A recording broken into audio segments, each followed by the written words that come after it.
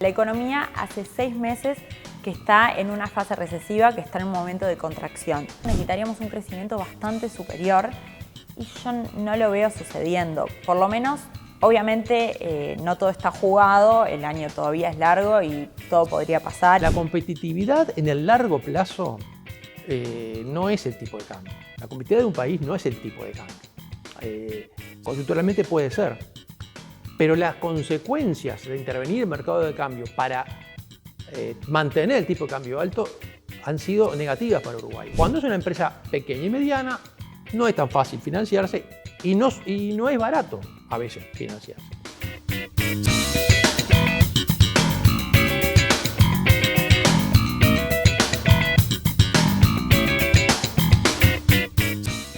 Presenta Bro a Mano Comercios. Ahora tu celular es un POS. Banco República, nuestro banco país. Este espacio es presentado por Claro Empresas Soluciones Corporativas. Empresarios de acá se realiza en el Hotel NH Montevideo Columbia. Tus metas necesitan una estrategia clara. Invertí con el mejor asesoramiento del mercado. Invertí con Balance. Número 1 en inversiones. ¿Qué tal? Bienvenidos a Empresarios de acá. Es un gusto, como siempre, recibirlos a través de la pantalla de NSTV, también en nuestro canal en YouTube, como todos los viernes, el estreno semanal. Lo anunciamos en la portada y ya vamos rápidamente. Aquí tenemos a Débora Elender, que es economista, investigadora en el Centro de Estudios para el Desarrollo, CED, es docente en la Universidad Ort y es también asistente de en la coordinación académica en dicha universidad, ¿no? En la Facultad de Economía. En la Facultad de Economía. Bueno, bienvenida, Débora. Un gusto. Bueno, muchísimas gracias, Tatiana. Bueno, un gusto tenerte aquí, Débora, y la idea es hacer una puesta a punto, ¿no? De dónde venimos, hacia dónde vamos, en qué momento estamos de la economía. Siempre es bueno hacer un parate para también brindar o refrescar este tipo de análisis. Y no menor es que estos días ha aparecido algún tipo de expresión con respecto a últimos datos que reflejan algunas actividades económicas y se menciona la palabra recesión. ¿Estamos en recesión? Sí, si tuviera que decirlo en pocas palabras, estamos en recesión. La recesión técnica es lo que los economistas llamamos cuando hay 2 trimestres seguidos de caída. O sea, la economía hace 6 meses que está en una fase recesiva, que está en un momento de contracción. Lo que vemos es el 2025 lo podemos dividir muy claramente entre los 2 semestres. Un primer semestre que fue más bien dinámico, que arrastró cierto crecimiento que venía de antes, y un segundo semestre que la economía empezó a ralentizarse, y eso es lo que estamos viendo para este 2026. De hecho, si tenemos que ver las perspectivas, tenemos una temporada turística que estuvo por debajo de las expectativas iniciales, tenemos una sequía o por ahora estamos viendo menos lluvias también de lo que por lo general típicamente tenemos en este momento del año. Y bueno, eso influye también negativamente en las expectativas, en lo que podemos esperar para este 2026. Allí, en esto que hace este momento de la economía, ¿en dónde están las alarmas?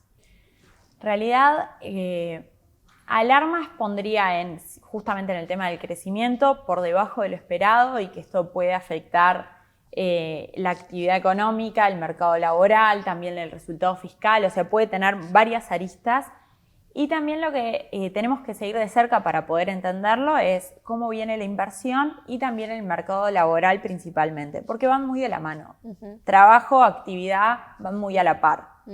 Y así, bueno, lo he mencionado en capítulos anteriores del programa con algunos otros entrevistados que marcaban, no venimos de cifras malas de lo que hace al empleo, ¿no? Pero estamos en el desafío hoy de mantenerlas.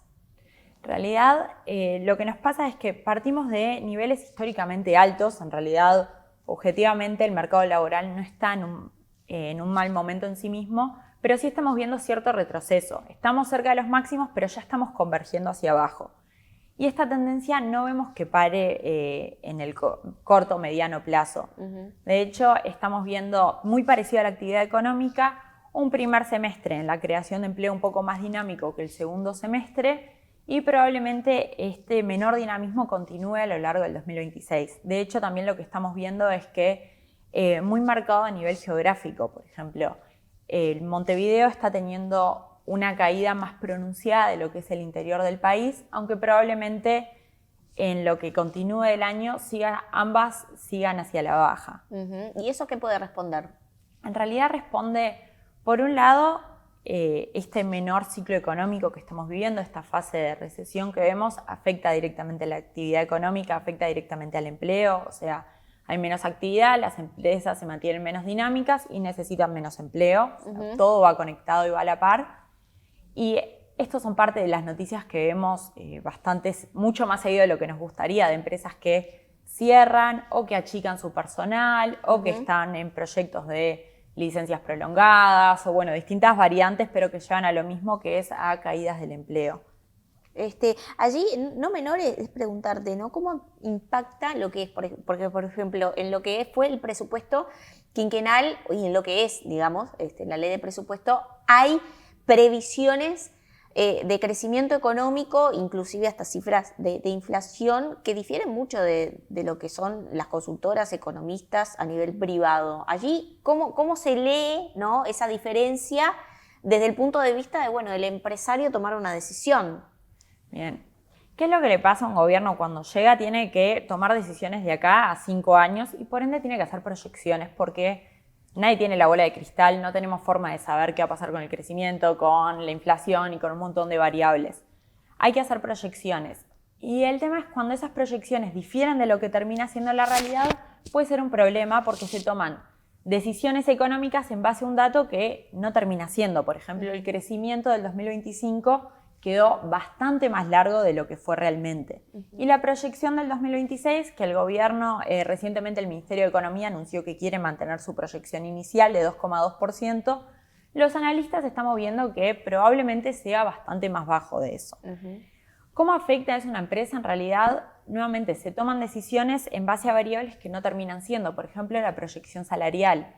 Se toman decisiones de salario en base a cierta inflación proyectada.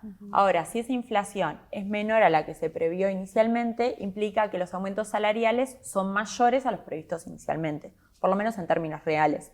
Y esto implica un costo para la empresa, de nuevo, mayor al previsto inicialmente. ¿Eso puede impactar en lo que es creación de nuevos puestos de trabajo? Sin duda impacta directamente en la creación de empleo. Por un lado, es positivo para para el empleo que se mantiene. Desde el punto de vista del consumidor, el salario real es mayor, implica un mayor poder de compra, pero el mercado laboral y en general toda en economía tiende al equilibrio y si aumenta mucho el precio, entonces por lo general se ajustan cantidades. O sea, si el salario aumenta más de lo proyectado inicialmente y más de lo que aumenta la productividad, puede ser que del otro lado hayan ajustes en cantidades, es decir, que haya menos creación de empleo de lo que uno podría prever. Allí hablabas de ciertos pronósticos, perspectivas económicas menores de crecimiento del PBI.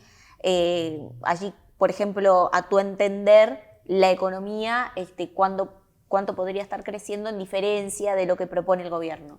Bien, el gobierno concretamente planteó 2,2% de crecimiento para este año, lo planteó en la ley de presupuesto, lo reafirmó nuevamente en la conferencia de prensa que hizo el Ministerio de Economía hace muy poco tiempo. Y a mi entender va a estar más cerca del 1,5%, capaz incluso por debajo. El 2025, lo que nos lleva que el año haya terminado en recesión, implica que vamos a tener un arrastre estadístico negativo. O sea, para poder crecer al 2,2%, de hecho, dado que partimos de un nivel bastante más bajo, necesitaríamos un crecimiento bastante superior y yo no lo veo sucediendo. Por lo menos, obviamente, no todo está jugado, el año todavía es largo y todo podría pasar y todo nos puede sorprender, pero por la situación que se está dando en este momento no veo más ese nivel de crecimiento. De hecho, lo veo bastante más bajo. Tuvimos una temporada turística no tan positiva, el tema de la sequía, como dije inicialmente, y bueno, ahora hay que ver cómo se termina de desenvolver la guerra en Irán, el Medio Oriente. La incertidumbre, una guerra implica incertidumbre y la incertidumbre nunca es buena para la economía porque implica la economía son toma de decisiones de hogares, de empresas y del gobierno. En incertidumbre es más difícil tomar decisiones y por lo general todos tratamos de quedarnos un poco más quietitos. Y un poco más quietitos afecta negativamente la economía. Pero bueno, nadie sabe exactamente qué va a pasar en el Medio Oriente o cuánto puede durar todo esto. Y el impacto real que esto pueda acontecer, que obviamente, bueno, tenemos, hoy el mundo es interconectado, por supuesto, los combustibles y otras variables que se miden a nivel internacional, por supuesto que a veces no se piensa tanto, ¿no? Desde el otro lado, cuánto puede impactar, ¿no? Algo que pasa de repente en otro lado del mundo. Está en la otra punta del mundo y está lejísimos Irán, y por suerte para nosotros nos es muy lejana la cuestión de guerra y este tipo de conflictos armados. Pero sin duda nos afecta más que nada vía petróleo, como vos decís, los combustibles. Irán es un productor muy importante de petróleo, el conflicto siempre hace que suba el precio del petróleo y para nosotros es un costo el petróleo, digo, es un insumo que necesitamos para prácticamente toda la industria uruguaya. Si sube demasiado el precio del petróleo o este conflicto se prolonga mucho en el tiempo, también va a afectar negativamente a la actividad y la inflación, que sería un poco más alta, porque es como importamos inflación de alguna manera. Allí te pregunto, Débora, porque es interesante, ¿no? Lo que hace por ejemplo, siempre la discusión, y esto lo pregunto en reiteradas ocasiones y probablemente con el otro entrevistado que te sigue, también lo haré, en reiteradas ocasiones se plantea como la discusión de decir, bueno, interviene el Banco Central en lo que es el dólar, digamos, entre dejar de flotar el dólar libremente o no. Digo, eso como que, ¿cómo ves esa medida que, digo, es una discusión que se ha puesto sobre la mesa en las últimas semanas? Siempre, bueno, es válida, digamos, la argumentación también de los exportadores, pero allí como que quedan de alguna forma a veces dos lecturas, ¿no? De qué hacer, ¿no? Si de alguna forma contener el dólar para los niveles de inflación, para que esto incida en los niveles de inflación o no. ¿Cómo lo ves tú? Bien, sin duda la competitividad de los exportadores, la verdad es que se ve comprometida en toda esta situación y es parte de este menor dinamismo que vemos en la actividad en general. Yo creo que sería muy positivo que la discusión se centrara mucho más en factores como costos, impuestos que realmente le hacen a la competitividad y no tanto al dólar, que son factores más de corto plazo. Pero sí, la discusión muchas veces se centra en el dólar y el Banco Central legalmente tiene la potestad de intervenir en el mercado cambiario. Nosotros tenemos lo que llamamos un régimen de flotación sucia. El dólar flota libremente, sube, baja, hace lo que tiene que hacer, pero el Banco Central puede intervenir si desea hacerlo, aunque no tiene compromiso a hacerlo. Recientemente el presidente Guillermo Tolosa anunció que están listos para hacerlo, como que le dio un guiño al mercado que podría llegar a intervenir si se requiriera. Aún no lo han hecho. A mi entender, como analista y como economista, lo mejor es no intervenir en el mercado cambiario. Da una señal muy negativa en lo que es la inflación. Es como que si uno empieza a perseguir objetivos en el dólar, se desvía del objetivo principal, que es la inflación, y le quita fuerza de alguna manera. A mi entender, la discusión sería positivo si bien la competitividad de los exportadores tiene que ver con el dólar, obviamente, preferiría que se centrara en otro tipo de componentes que tenemos, como te digo, muchos de los costos país que están asociados, pero sí, en muchos casos termina siendo el dólar, aunque el alivio que puede dar el Banco Central es muy de corto plazo. El Banco Central puede intervenir, pero no puede cambiar tendencias. Si el dólar tiene que bajar porque a nivel internacional se está dando una baja y un debilitamiento del dólar, el Banco Central tiene poco margen de acción, esa es la verdad. Allí son muchos los temas que quiero tratar contigo y siempre me queda corto el tiempo, pero te quiero preguntar finalmente por lo que hace, ¿no?, a cómo estás viendo, lo hablábamos hace instantes, pero para cerrar me interesa mucho lo que es tu análisis con respecto al mercado laboral, ¿no? Porque digo, hemos visto, digamos, en lo que va del año y el año anterior, digamos, el recorte de muchas empresas o el cese de operaciones en Uruguay, con cifras de empleados allí, trabajadores bastante, digamos, con bastante peso, ¿no? Allí, ¿cómo observas tú que esto puede tener incidencia en próximos meses con respecto a cómo se viene comportando el mercado laboral? Más allá de la cifra, ¿no? Bien, más allá del número concreto, yo creo que esta tendencia de caída del empleo, reversión del empleo hacia niveles menores, creo que va a continuar. Una parte de este cierre de empresas tiene que ver, y en muchos casos lo han anunciado, con las nuevas inteligencias artificiales, nos vuelven más productivos, se necesitan menos recursos humanos para realizar las mismas funciones. Una parte viene por ahí, pero creo que otra parte tiene que ver con señales capaz no tan positivas que se han dado desde Uruguay. Por ejemplo, el impuesto mínimo global, o sea, hablar de nuevos impuestos en un país que ya es caro y que ya tiene una carga fiscal, una carga tributaria bastante alta, o por ejemplo el preaviso de despido del Ministerio de Trabajo. Creo que todas son señales que son negativas en la creación de empleo y que bueno, las empresas no hacen más que reaccionar o responder como pueden a esto. ¿Algo que quieras agregar que no te haya preguntado para terminar esta entrevista? Creo que para cerrar lo que me gustaría sí es destacar que, bueno, si bien estamos en una fase negativa, mucho tiene que ver con un contexto internacional. Es verdad que puede ser que el contexto internacional no esté en el momento más favorable, pero sí hay que entender que Uruguay está teniendo un comportamiento distinto a varios países de la región. De hecho, estamos teniendo caídas en la actividad y en el empleo mucho más marcado que en otras regiones, que en otros países vecinos. Entonces, si bien es verdad que puede ser que el contexto internacional no esté de nuestro lado, también creo que hay muchos factores internos que nos toca revisar y nos toca no estar echando la culpa para el afuera, sino ver qué podemos hacer nosotros para reactivar la economía y para evitar que caiga el empleo. Bueno, Débora Iglender, economista, investigadora en el Centro de Estudios para el Desarrollo, CED, docente en la Universidad Ort, es también coordinadora académica en dicha universidad. Bueno, muchas gracias por estos minutos en Empresarios de Acá. Te espero en otra oportunidad para seguir analizando temas que hacen a la economía, porque siempre está bueno repasar, ¿no? lo que hace a pronósticos, en qué estamos, hacia dónde vamos y también las tendencias. Así que gracias. Bien, muchísimas gracias, Tatiana. Creo que sí, la idea es solo darle un contexto para entender en dónde se sitúan las decisiones empresariales, dónde las podemos meter en todo este contexto uruguayo. Bueno, gracias por venir. Bien, un gusto. Betel, única cadena de centros de estética y spa del Uruguay. GSS, única empresa en Uruguay dedicada al Facility Services. Limpieza, seguridad, outsourcing de personal y mantenimiento. Conozca más en www.gss.com.uy. Agregamos valor a las empresas.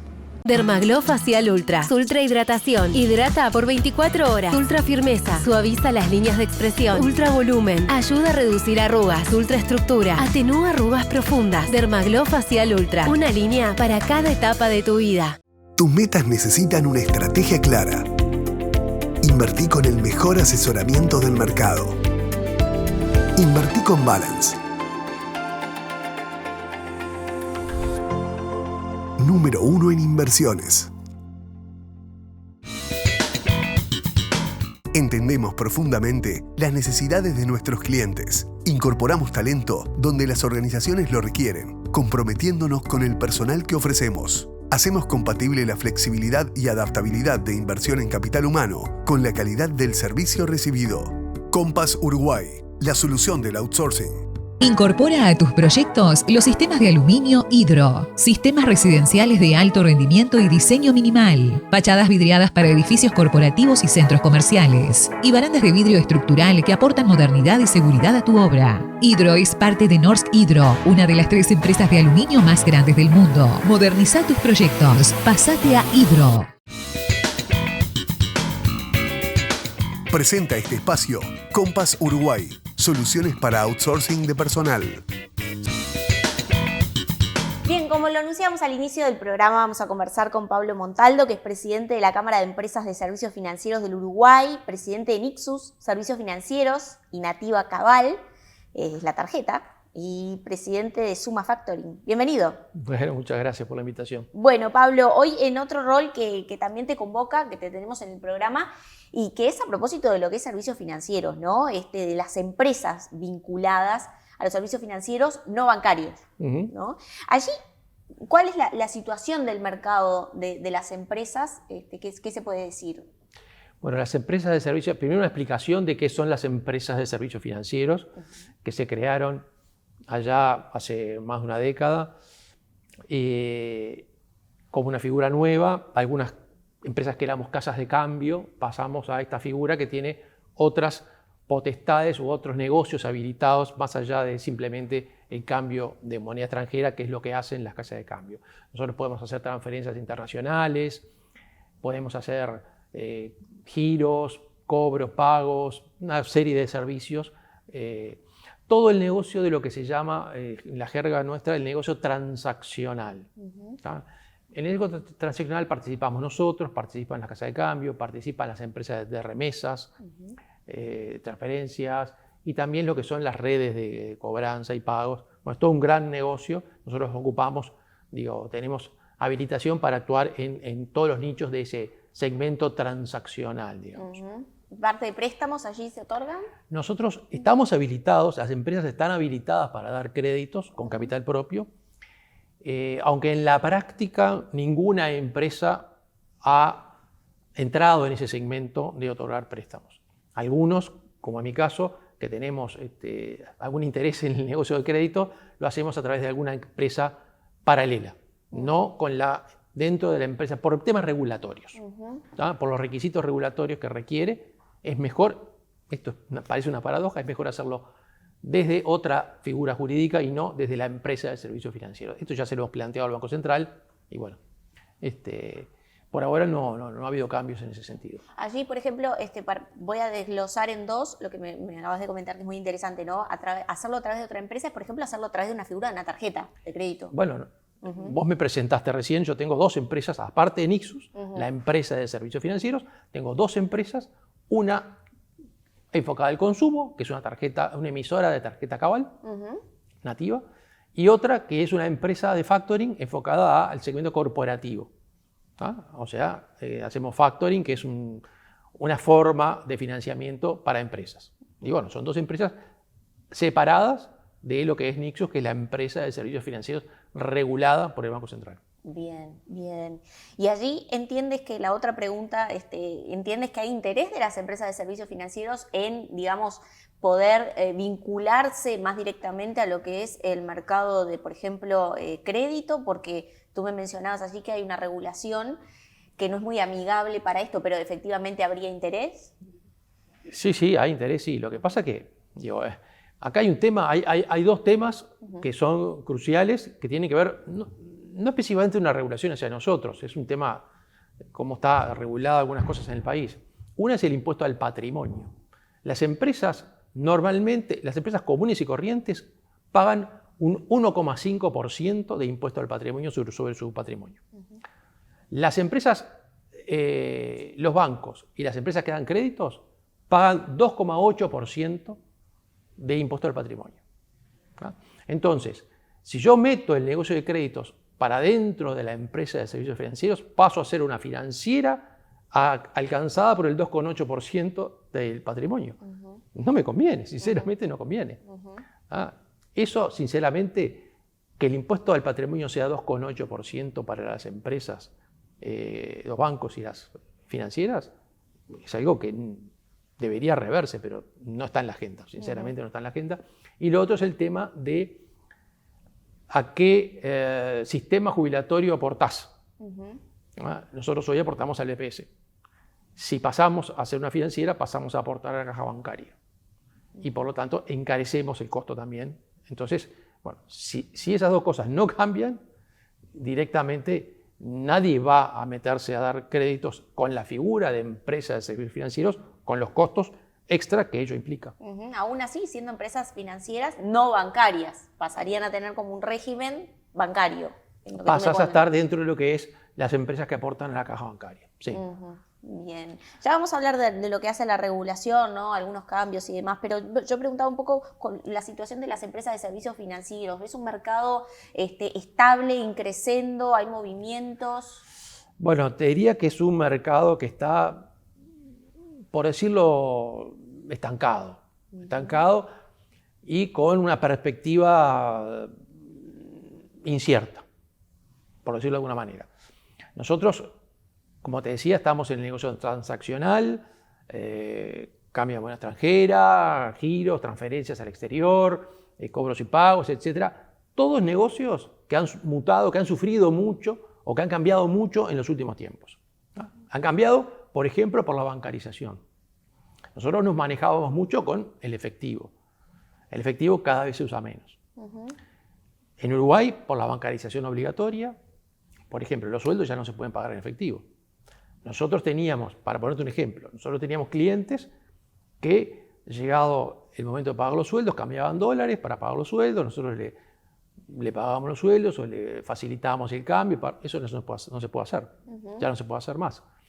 Y bueno, y el uso del efectivo ha ido decayendo en Uruguay y en el mundo. Entonces, vos viajabas a Europa, te llevabas los euros. Ahora pagas con tarjeta. Claro. O pagas con otro medio de pago digital.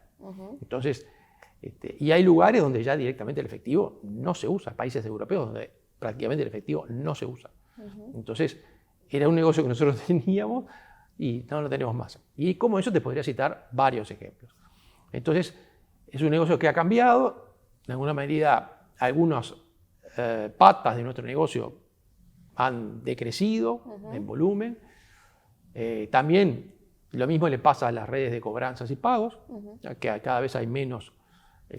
Hay otras alternativas para pagar las facturas que no son ir al mostrador de una red. Y bueno, todo eso ha ido cambiando. Y bueno, estamos trabajando para generar desde la Cámara nuevas nichos de mercado o explorar o avanzar en... Pero ¿qué pasa? Nosotros, como somos empresas reguladas por el Banco Central, todos los negocios diferentes que hagamos requieren una autorización del Banco Central. Y en eso estamos trabajando con el Banco Central o proponiéndole ideas al Banco Central para que nos autoricen a determinadas actividades nuevas para, de alguna manera, agregarlas a las que ya tenemos. ¿Qué podría ser una actividad nueva? Por ejemplo, te voy a tirar un ejemplo. El negocio de criptomonedas. El negocio de criptomonedas en Uruguay no está regulado. Se votó una ley, pero no se reglamentó. Y según nos dijeron en el Banco Central, se va a mandar una nueva ley para corregir algunos aspectos que salieron con errores de la ley anterior. Y todo lo que es la regulación de la compra-venta de criptoactivos, que es mucho más grande que las criptomonedas, pero bueno, eso está en suspenso. Entonces es un negocio que nosotros podríamos entrar, que a nosotros nos interesa, a algunas de las empresas de la Cámara les interesa entrar, pero estamos a la espera de que salga la reglamentación. La ley crea una figura nueva, el proveedor de servicios de activos virtuales, un regulado nuevo, pero nosotros tenemos esperanza de que el Banco Central nos autorice también, además de a esas figuras nuevas, a nosotros como empresa de servicios financieros que hace años que nos conocen, porque antes éramos casas de cambio y nos conocen desde hace, del año 76 que están reguladas las casas de cambio, o sea que, y conocen a todos y cada uno de los accionistas, de los directores, y bueno, creo que es lógico que nosotros podamos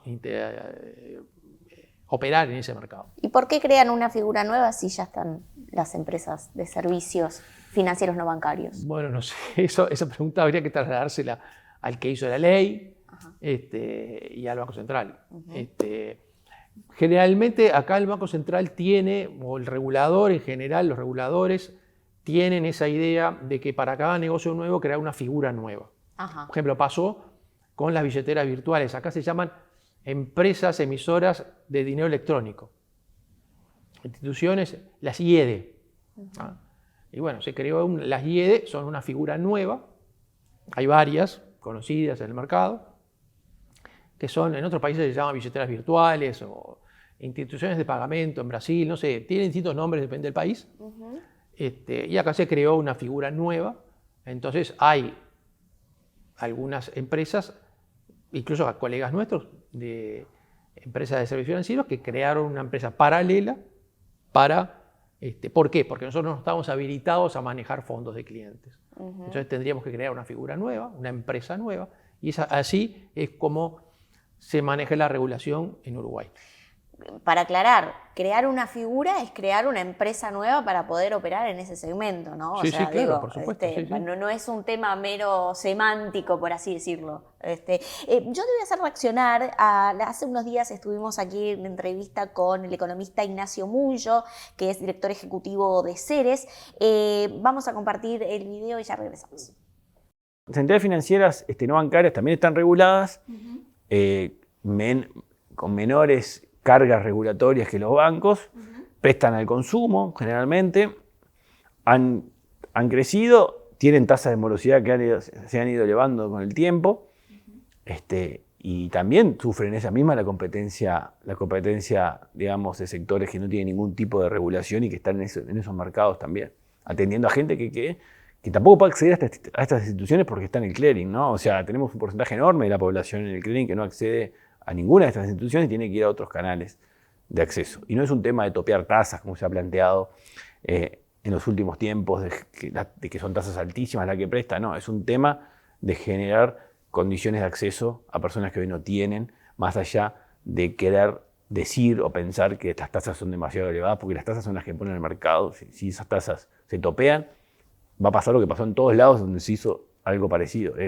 Se deja de prestar por el canal formal, porque no hay negocio, y se empieza a circular el financiamiento por canales informales a tasas más altas que la que hoy se están prestando. Bien, allí estábamos hablando con el economista Ignacio Mucho hace unos días atrás, estábamos hablando a propósito de lo que hace, ¿no? También lo que él denunciaba de alguna forma es un mercado paralelo, ¿no? De lo que hace préstamos al consumo y también de lo que hace a la regulación, ¿no? De las empresas financieras no bancarias.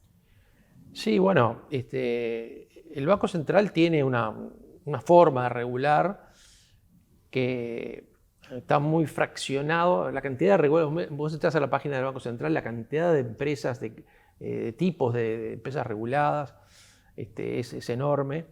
Por ejemplo, cuando se creó la ley de bancarización, la ley de inclusión financiera que se llamó, ahí se creó una figura nueva, la de la institución emisora de dinero electrónico, las IED, que son las tarjetas prepagas que andan por ahí. Después ahora se va a crear con la ley de regulación de los criptoactivos, otra figura nueva, y así sucesivamente. En otros mercados es distinto. En otros mercados, por ejemplo en Brasil, a las instituciones que ya existen se le otorgan permisos nuevos con mayor exigencia. Por ejemplo, una empresa de servicios financieros que solo quiere hacer lo que hacemos nosotros, hoy, bueno, se le pone determinadas exigencias de capital y qué sé yo.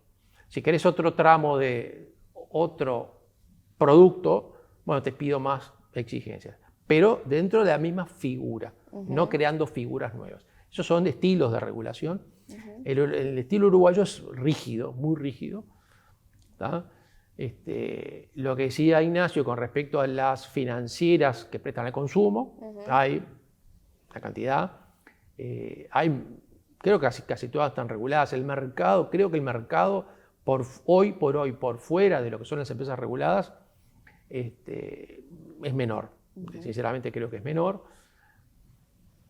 Mientras no se topeen las tasas de interés, como decía Ignacio, bueno, si se topean las tasas de interés, ahí sí va a aparecer un mercado paralelo, pero por ahora eso parece que no está en la agenda. ¿El mercado informal no es preocupante, por así decirlo, los niveles en los que se encuentra?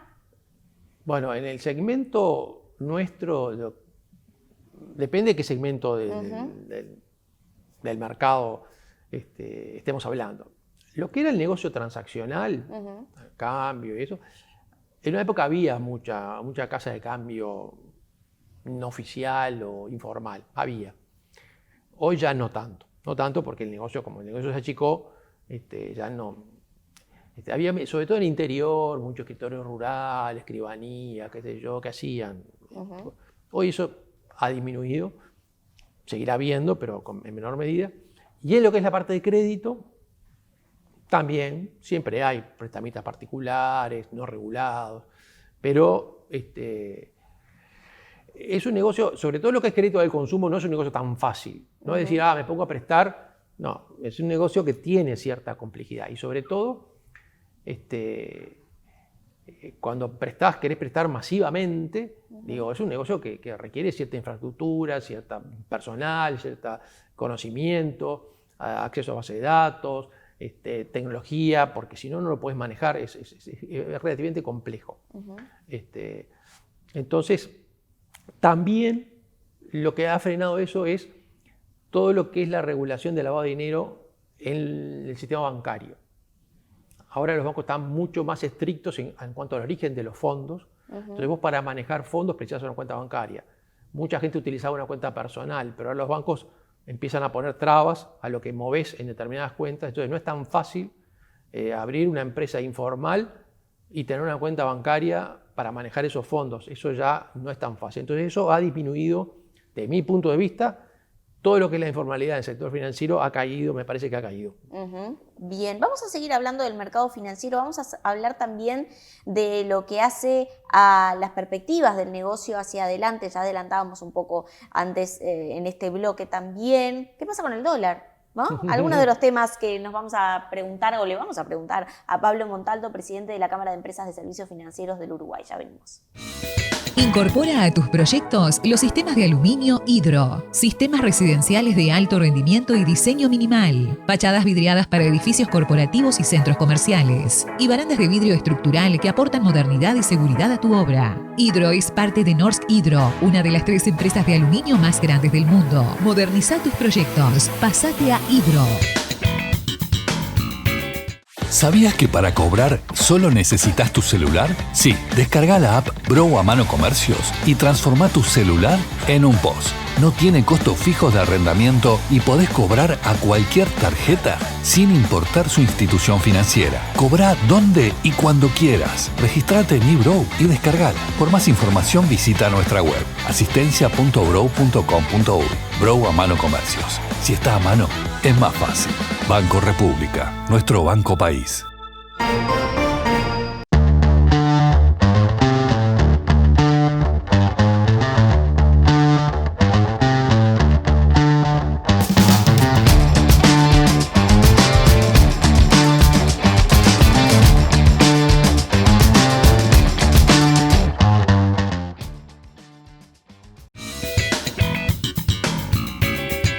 Continuamos el diálogo con Pablo Montalto, presidente de la Cámara de Empresas de Servicios Financieros del Uruguay, y estábamos hablando de lo que hace, ¿no? Al sector financiero de las empresas vinculadas, las empresas financieras no bancarias, y allí no menor es hablar, por supuesto que a propósito de lo que pasa con la moneda dólar, ¿no? Allí, ¿cómo entiendes que dentro de lo que es el negocio financiero ustedes está impactando, ¿no? lo que está aconteciendo con el dólar?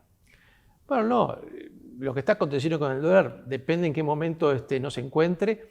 Lo que ha pasado con el dólar a lo largo del año 2025 fue que el dólar bajó todo el año 2026, hasta que empezaron los eventos en Medio Oriente, también había tenido una baja. Y bueno, eso en lo que es el negocio nuestro, eso no tiene mucha incidencia, porque nosotros compramos y vendemos dólares, y bueno, el dólar a lo que esté en el momento. La baja del dólar, primero que es un fenómeno mundial. Estados Unidos ha emitido muchos dólares y bueno, el dólar se depreció a nivel mundial, en general en prácticamente todos los países fuera de Estados Unidos, y en Uruguay también se depreció más o menos lo mismo que se depreció en Brasil. O sea, no es un fenómeno exclusivo de Uruguay. ¿No? Eso tiene otras consecuencias para la competitividad de Uruguay, pero eso es un tema, a nosotros eso en realidad no nos afecta demasiado. Hay que manejar, cada empresa tiene que manejar sus activos y pasivos en dólares para que eso no te genere una diferencia de cambio en contra, pero bueno, es un ejercicio que estamos acostumbrados a hacer desde hace muchos años. El otro tema es si eso impacta sobre la competitividad del país, que es otra discusión que, bueno, es mucho más grande, ¿no? Ya vamos a ir a eso, ¿no? Te voy a hacer una pregunta antes de eso, de manual. ¿No? De esas preguntas que a veces, no sé si se hacen tanto, pero que a veces están buenas. ¿Dónde está la ganancia neta, ¿no? de una empresa, por ejemplo, una casa de cambio, ¿no? ¿Cómo opera? ¿Compra dólares? ¿A quién se lo pueden comprar entre empresas? ¿Al Banco Central? ¿Y dónde está esa ganancia, ese margen? Bueno, la ganancia de la casa de cambio está en la diferencia entre la compra y la venta. Nosotros hay un mercado, el dólar en el mercado vale, yo qué sé, 39, por decir una cifra. Sí. Más o menos lo que está valiendo ahora. 39. Entonces, a los clientes nosotros le compramos el dólar debajo de 39, a los que venden dólares se lo compramos debajo de 39 y a los que compran dólares se lo vendemos arriba de 39. Y ahí queda un spread, un margen. Y esa es la ganancia de la casa de cambio. Bien. Al que vende le cobramos por encima del mercado y al que compra se lo pagamos por debajo del mercado. Y ahí está el spread. Los spreads se han reducido en los últimos años, también es otro tema en contra nuestro. Se han reducido porque los bancos se han puesto más agresivos, ¿no? Sobre todo con las empresas de mayor porte, se han puesto muy agresivos y a veces a las empresas le dan una cotización muy próxima a lo que es el mercado, el valor del mercado. Mucha gente se pregunta, ¿qué es el mercado? ¿Dónde está el mercado? ¿Quién es el señor mercado? Claro. Bueno, no hay un señor mercado. Nosotros no le compramos los dólares al Banco Central. El Banco Central hace mucho tiempo que no interviene en el mercado de cambios, por lo tanto no compra ni vende dólares, ¿no? Simplemente se los compramos a otros colegas, bancos u otros colegas, casas de cambio, empresas de servicios financieros, los compramos, ¿no? Hay básicamente sistemas para operar, hacer esas operaciones entre nosotros, entre colegas. Los bancos tienen un sistema que es la bolsa electrónica y nosotros tenemos un sistema que es UFEX, que es otra bolsa, que tenemos un sistema para operar entre nosotros, ¿no? Entonces yo por ejemplo, como empresa de servicios financieros, cuando viene un cliente y quiere comprar dólares, ¿no? Yo le vendo los dólares y después voy al mercado y me recompro. Si quiero, me recompro. Pongo una oferta en el sistema, ¿no? Que quiero comprar dólares a tal precio, y si otro colega precisa vender, ¡pum!, se machea la operación y eso es el mercado. Bien. Y el precio se va regulando en función, en general los que ponen el precio entre comillas son los bancos porque mueven cantidades más grandes, son los que más o menos llevan la batuta, pero nadie en particular, digamos. No sé si era tan de manual la pregunta, ¿eh? Me parece que estuvo interesante. Y allí preguntarte, ¿no? Hablaste de un punto no menor, que es la intervención del Banco Central en lo que es el mercado cambiario. ¿Cómo ves tú esa acción? ¿Que no intervenga? O que intervenga. Bueno, hace tiempo que no interviene el Banco Central en el mercado cambiario, ya del gobierno pasado, que el Banco Central decidió no intervenir más en el mercado, no comprar ni vender dólares. Eso se hizo durante muchos años, ¿no? Para tratar de supuestamente eliminar las fluctuaciones que tenía la cotización del tipo de cambio. Se dejó de intervenir. Yo creo que es algo positivo. Algo positivo, es una señal. Es una señal, aparte, que permitió que la inflación estuviera donde está. Hoy tenemos una inflación cercana al 3%, que no se tenía desde el año 1950. Una inflación tan baja. El Uruguay no tenía una inflación tan baja desde 1950. ¿Desde el Maracaná? Bueno, sí, por ahí, por esa fecha, sí. Y bueno, ¿por qué eso permitió? Porque antes, el Banco Central intervenía en el mercado. Cuando el Banco Central interviene comprando dólares en el mercado para que el dólar suba, supuestamente, ¿qué hace? Compra dólares y emite pesos. Saca pesos al mercado. ¿Está? Y eso es una señal de que el Banco Central después ¿qué tiene que hacer con esos pesos? Si esos pesos los deja en el mercado, genera inflación. Cuando vos largás pesos al mercado sin contrapartida, que el Banco Central lo puede hacer eso, la emisión monetaria, eso genera inflación. Más tarde o más temprano genera inflación. Entonces, para que eso no genere inflación, ¿qué tiene que hacer el Banco Central? Absorber esos pesos emitiendo letras de regulación monetaria, pagando una tasa atractiva.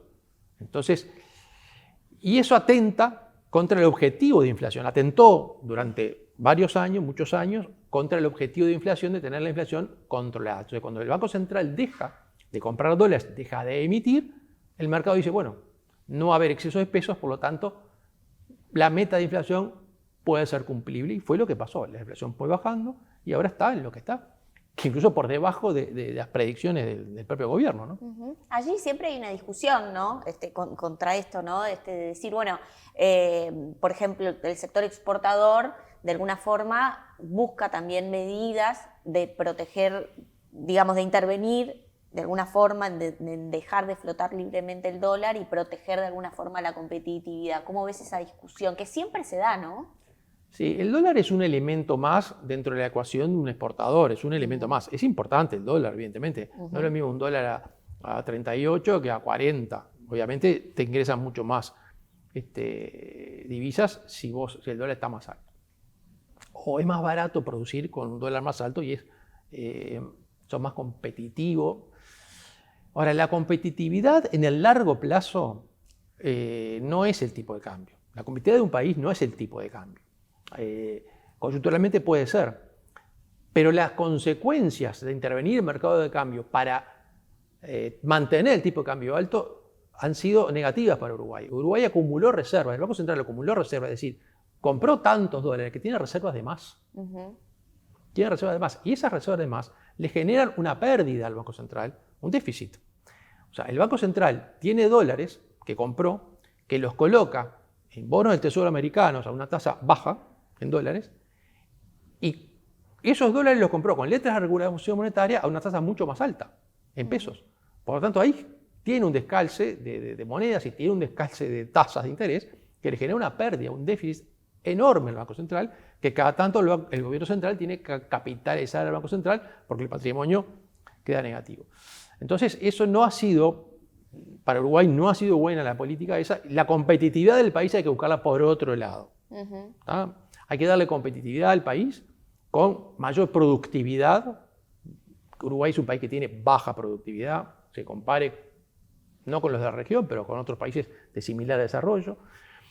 Hay que buscar acuerdos comerciales, que se está haciendo ese trabajo. Yo asistí a una charla de la vicecanciller que fue muy, muy ilustrativa en ese sentido, y que más o menos el gobierno está continuando la línea que venía ya en ese sentido de buscar acuerdos comerciales para tener hasta el 80% de las exportaciones abarcadas con acuerdos comerciales de aranceles cero o muy bajos. Unión Europea, Pacífico, Canadá, hay varios acuerdos en negociación, digamos. Entonces, bueno, el que pagaba 10, 20, 30% de arancel, ahora no le ingresa más. Esa es una forma de buscar generarle competitividad al país. Y otras muchas cosas que el Estado puede hacer. Hay una cosa que es el costo país también. ¿No? Uruguay es un país caro. ¿Por qué es caro? Bueno, hay varias explicaciones. De por Tenemos qué. muchos diagnósticos.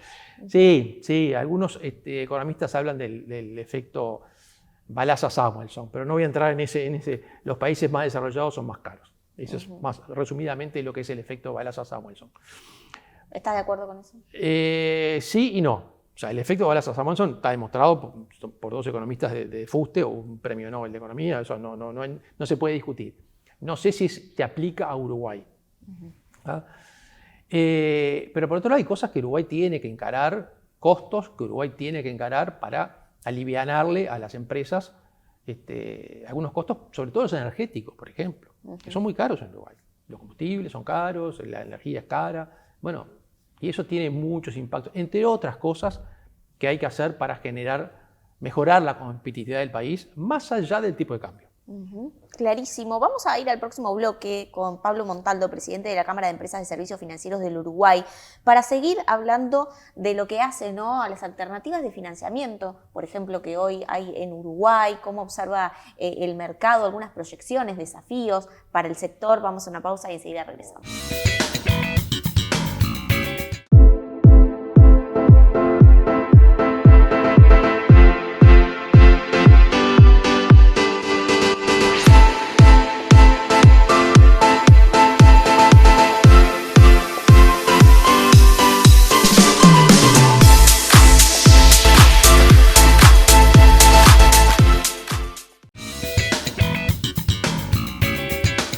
Tus metas necesitan una estrategia clara. Invertí con el mejor asesoramiento del mercado. Invertí con Balance. Número 1 en inversiones. Continuamos en Empresarios de Acá el Diálogo con Pablo Montaldo, presidente de la Cámara de Empresas de Servicios Financieros del Uruguay. Y estamos hablando, ¿no?, lo que hace el sector financiero en nuestro país, no bancario, ¿no? Hablamos de regulación, hablamos de necesidades como para mejorar, ¿no?, ese relacionamiento con algunos instrumentos, ¿no? Allí, ¿cómo preguntarte, ¿no?, cómo observas el crecimiento o lo que ha sido la propuesta de crowdfunding en Uruguay? Una figura nueva. Sí, una figura nueva, y hay algunas empresas especializadas en generar esa alternativa de financiamiento que a mí me parece muy novedosa y muy buena. Y de hecho hay algunas empresas que ya se han financiado emitiendo obligaciones a través de ese sistema. Creo que es un sistema. ¿Qué pasa? Para una empresa pequeña o mediana, financiarse a veces no es tan fácil. No es tan fácil y no es barato tampoco. ¿Ah? ¿Qué pasa allí? Muchos intereses, O sea, el financiamiento formal, ¿qué es lo que pasa en Uruguay? El financiamiento, lo lógico es hacer el financiamiento a través de los canales formales, o sea, de la banca básicamente. ¿Por qué? Por un tema básicamente muy sencillo que tiene que ver con los impuestos. Cuando vos te financiás, el costo de ese financiamiento, ¿lo podés deducir para el impuesto a la renta? ¿Lo podés deducir como un pasivo para el impuesto al patrimonio? ¿Sí o no? Eso cambia drásticamente la ecuación. El impuesto al patrimonio, no te olvides que es el 1,5% de tu patrimonio. Si vos te financiás por un canal informal, no lo podés deducir para el impuesto al patrimonio, que es el 1,5%, o sea, te sale 1,5% más caro el financiamiento, y los intereses no los podés bajar para el impuesto a la renta, si el que te presta no paga impuesto a la renta. Impuesto a la renta de las actividades empresariales, ¿no? Entonces, los canales formales, ¿cuáles son los canales formales que te permiten eso? Que te permiten deducir el pasivo para el impuesto al patrimonio y deducir los intereses de la renta, los bancos, y la emisión a través del mercado de una emisión registrada en una bolsa. ¿Ah? Son los dos canales que hay. Entonces, el canal clásico, los bancos. Los bancos, cuando es una empresa pequeña y mediana, no es tan fácil financiarse y no es barato a veces financiarse. Sobre todo si te financiás en la moneda que vos facturás, que eso es lo ideal. Claro. O sea, vos facturás en pesos, te tendrías que financiar en pesos. Hoy una tasa para una empresa pequeña o mediana, y bueno, y quizá ande, yo qué sé, en el entorno de 11, 12% en pesos. Alta la tasa. Máxime que tenemos una inflación de 3%, por ahí. Es alta la tasa. Te podrías financiar en dólares, que la tasa es más barata, pero en dólares corres un riesgo de que si el dólar se dispara, se te encarece en pie el financiamiento, que ya pasó eso. Entonces, pero ese pasivo vos lo podés deducir con todo lo que decimos, ¿no? Es lo bueno que tiene. Después, para que el banco te dé el crédito y te dé lo que vos precisás de financiamiento, bueno, también es todo un tema, tenés que conseguir el banco que confíe en vos y las garantías que te piden, no es tan fácil. La otra es ir al mercado, a la bolsa, emitir una obligación negociable, por ejemplo. No es tan fácil porque es costoso también. Los trámites que hay que hacer frente al Banco Central, es costoso, tenés que asesorarte con alguien que te haga toda la tramitación, registrarte en una bolsa, cotizar en bolsa, y es caro, y tenés que hacer una emisión relativamente grande para que te justifique. Y atractivo. Sí. Entonces, surge esta modalidad de crowdfunding, que es una alternativa para empresas de porte más chico, ¿no?, que no tienen por qué hacer una emisión gigantesca para diluir los costos de emitir, ¿no?, y los aportes los hacen personas que tienen apetito de riesgo, ¿no? Por eso se llama crowdfunding, que es financiamiento a través de una multitud, sería, yo qué sé, claro, muchas personas, ¿no?, que aportan y que tienen apetito de riesgo.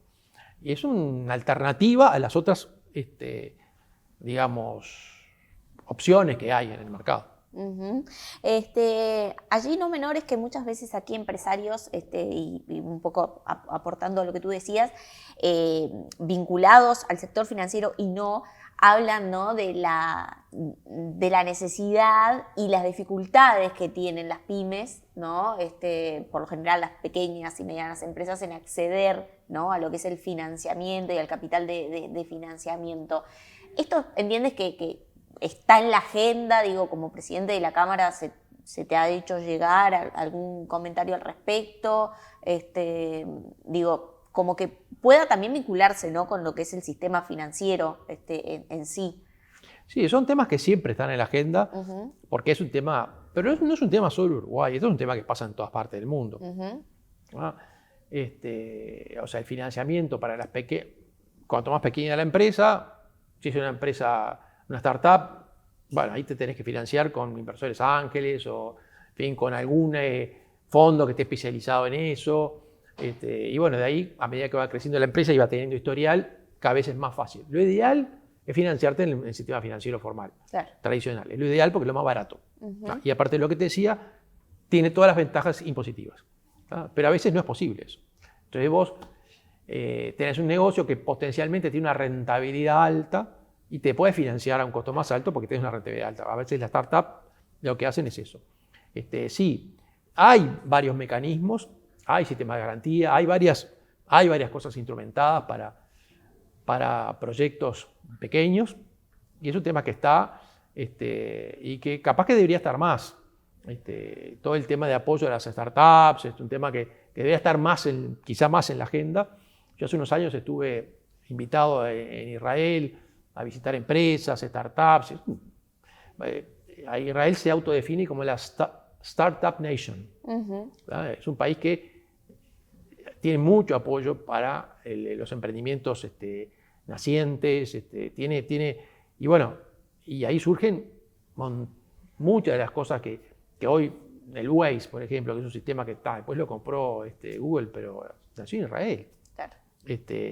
Por unos emprendedores, bueno, yo te podría contar todos los ejemplos de emprendimientos que vimos, de cosas absolutamente maravillosas, y Israel tiene todo ese sistema que deberíamos aprender un poco, porque está muy enfocado en ese segmento. Qué interesante la charla contigo, como siempre. Pablo Montalto, presidente de la Cámara de Empresas de Servicios Financieros del Uruguay, presidente de Nixus Servicios Financieros y Nativa Cabal, y presidente de Suma Factoring. Gracias por estos minutos, te esperamos en otra oportunidad, por supuesto, porque estos temas evolucionan y hay que seguirlos de cerca. Así que gracias por tus comentarios y por asistir al programa. Gracias a ti por la invitación. La contratapa de hoy es presentada por GSS Facility Services, soluciones de gestión en servicios complementarios para empresas.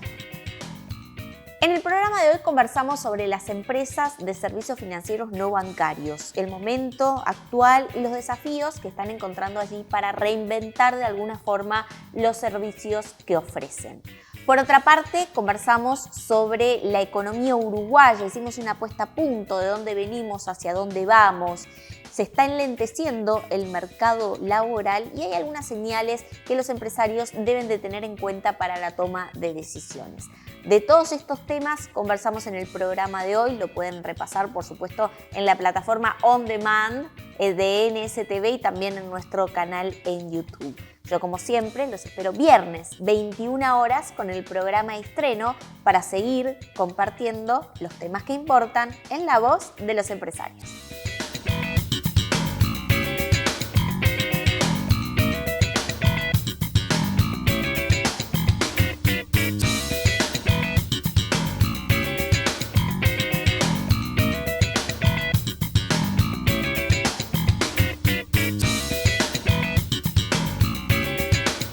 Presentó Bro a Mano Comercios. Ahora tu celular es un POS. Banco República, nuestro banco país. Este espacio fue presentado por Claro Empresas Soluciones Corporativas. Tus metas necesitan una estrategia clara. Invertí con el mejor asesoramiento del mercado. Invertí con Balance. Número 1 en inversiones.